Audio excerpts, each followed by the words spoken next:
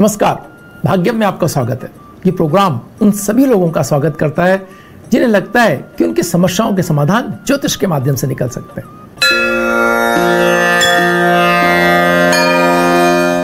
आज 30 अप्रैल 2020 है, वैशाख मास चल रहा है, शुक्ल पक्ष है, तिथि सप्तमी है, वार गुरुवार है और विक्रम संवत 2077 चल रहा है। प्रमादी नाम का संवत्सर है, शक संवत 1942 है, सूर्य इस समय उत्तरायण के अंदर है, ग्रीष्म ऋतु चल रही है, मुस्लिम तारीख 6 है, रमजान माह चल रहा है और हिजरी सन 1441 है।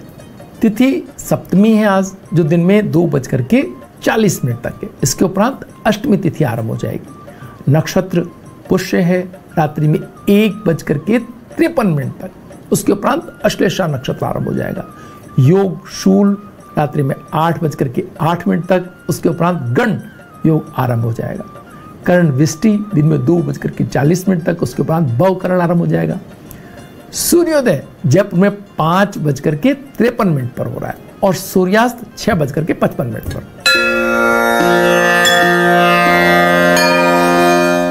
ग्रहों का गोचर मंडल देखें तो सूर्य अपनी उच्च राशि मेष के अंदर है अभी, और मंगल अपनी उच्च राशि मकर के अंदर है। बुध उच्च राशि में जो सूर्य हैं उनके साथ है, और बृहस्पति अपनी नीच राशि मकर के अंदर है, मंगल भी वहीं है।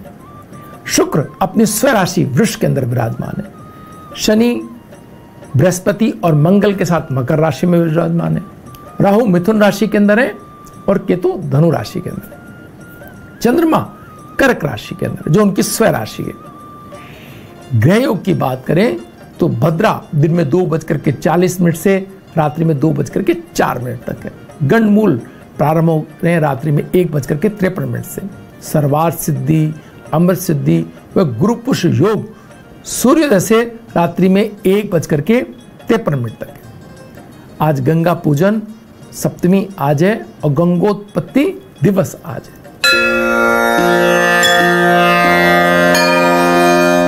आइए बात करते हैं शेष चौघड़ियों की। शुभ का चौघड़िया सूर्योदय से लेकर के 7:31 तक है। चर का चौघड़िया 10:46 से 12:24 तक है। लाभ और अमृत का चौघड़िया 12:24 से 3:39 तक है।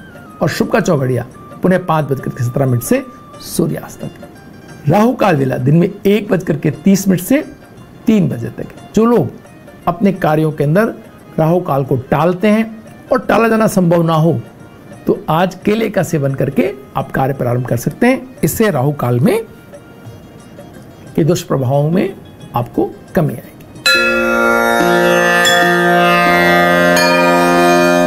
आइए अब बात करते हैं आज के दिन के मूड की।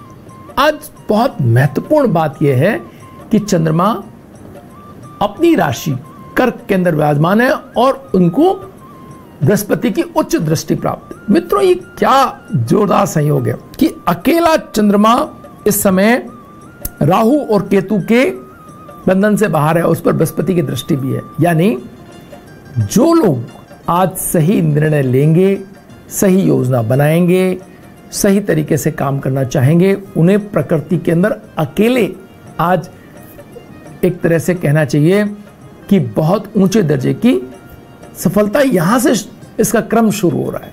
यानी एक ऐसी स्थिति जिसको बहुत महत्वपूर्ण ढंग से आज हम यहां दर्ज करना चाहेंगे कि बृहस्पति की जब चंद्रमा पे दृष्टि हो, पुष्य नक्षत्र हो, तो किन्हीं प्रकार आप देखेंगे कुछ ऐसा सूचनाएं आज के दिन में या कहीं घटे आज और सूचनाएं चाहे बाद में आए, कोई पॉजिटिव, कोई ऐसी सकारात्मक बहुत बड़ी बात जो इस समस्या को डील करने में हमें हमारे लिए बहुत बड़ा सिद्ध हो सकती है, वो हमें कहीं घटे और बाद में हमें सूचना मिले, आज ही घटे और आज ही हमें उसकी सूचना मिले। हमारे घर परिवार में कुछ ऐसे अच्छे निर्णय हो सकते हैं जो भविष्य में बहुत जिनका फल हमको प्राप्त हो। हमारे मनों के अंदर भी लोगों की केयर, लोगों के दूसरों की मदद, दूसरों के साथ जुड़ करके उनकी अच्छी भावना के साथ उनकी मदद करते हुए पुण्य लाभ कमाने का भी ये बहुत बड़ा सुअवसर आज के दिन में उपलब्ध है।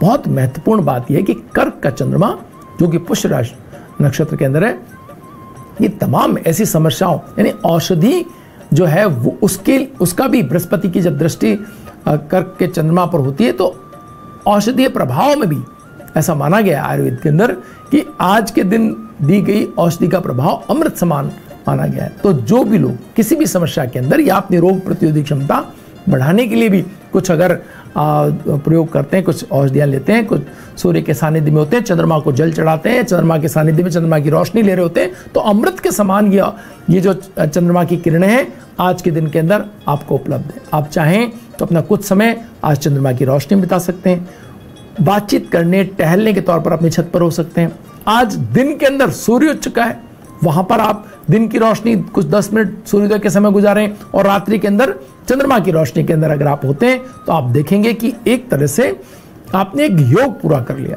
आपकी रोग प्रतिरोधी क्षमता न सिर्फ बढ़ेगी, क्योंकि प्रकृति के अंदर हर तरह की औषधि न सिर्फ औषधियों के रूप में मौजूद है, बल्कि इस तरह की जो किरणें और जो ग्रहों से आने वाली रोशनी इनमें भी मौजूद होती है।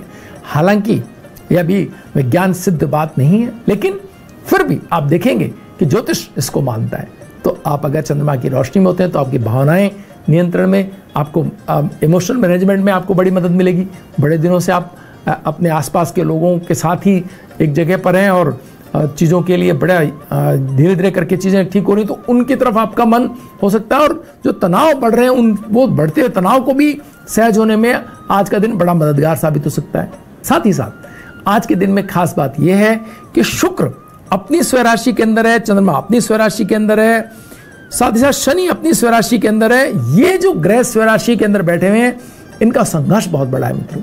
ये आपस में एक दूसरे की पावर को या एक दूसरे के कार्यों को बढ़ा सकते हैं अगर इनको सम्मिलित करके कोई योजना बनाई जाए तो। शुक्र टेक्नोलॉजी को देखता है, चंद्रमा स्वास्थ्य को देखता है, बृहस्पति और शनि जो है वो कानून और नियमों को देखते हैं, तो नियमों के खान पान को भी देखते हैं इवन।